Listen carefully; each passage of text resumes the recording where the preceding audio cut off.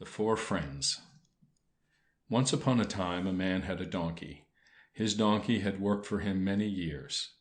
At last the donkey grew so old that he was no longer of any use for work, and his master wished to get rid of him. The donkey, fearing he might be killed, ran away. He took the road to Bremen, where he had often heard the street band playing. He liked music, so he thought he might join the band. He had not gone far when he came upon an old dog. The dog was panting, as if he had been running a long way. "Why are you panting, my friend?" asked the donkey. "Ah," said the dog, "I am too old for the hunt. My master wished to have me killed, so I ran away. But how am I to find bread and meat? I do not know." "Well," said the donkey, "come with me.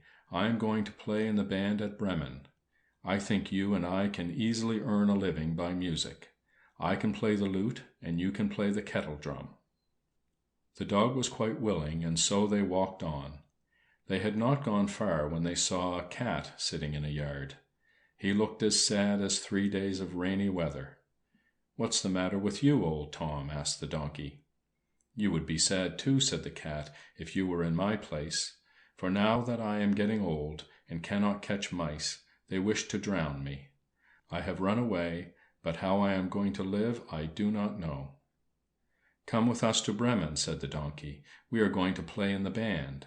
I know you love music, as you sing so well at night. You too can join the band." "That is just what I should like to do," said the cat. So the donkey, the dog, and the cat all walked on together. After a time the three came to a farmyard. There on the gate sat a cock, crying "Cock-a-doodle-doo" with all his might.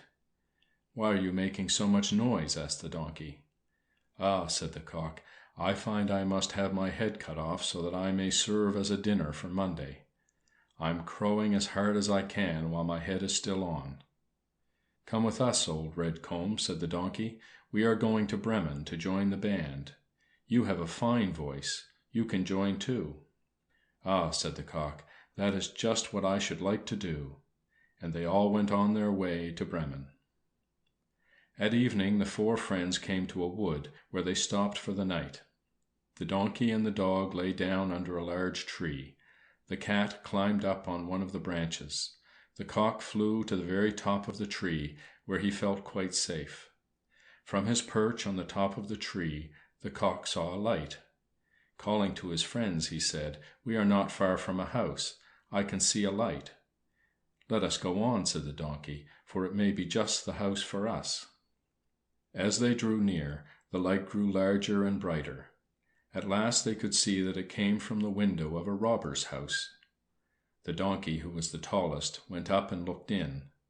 "What do you see, old Long-ears?" asked the cock. "What do I see?" answered the donkey. "Why, a table spread with plenty to eat and drink, and the robbers having their supper." "We should be there too, if we had our rights," said the cock. "Ah, yes," said the donkey, "if we could only get inside." Then the four friends talked over what they had better do in order to drive the robbers out of the house. At last they hit upon a plan. The donkey stood upon his hind legs and placed his front feet on the window sill. The dog then stood on the donkey's back.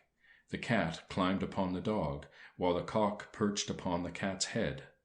The donkey gave a signal, and they began all at the same time to make their loudest music. The donkey brayed, the dog barked, the cat mewed, and the cock crowed, all with such force that the window pane shook and was almost broken.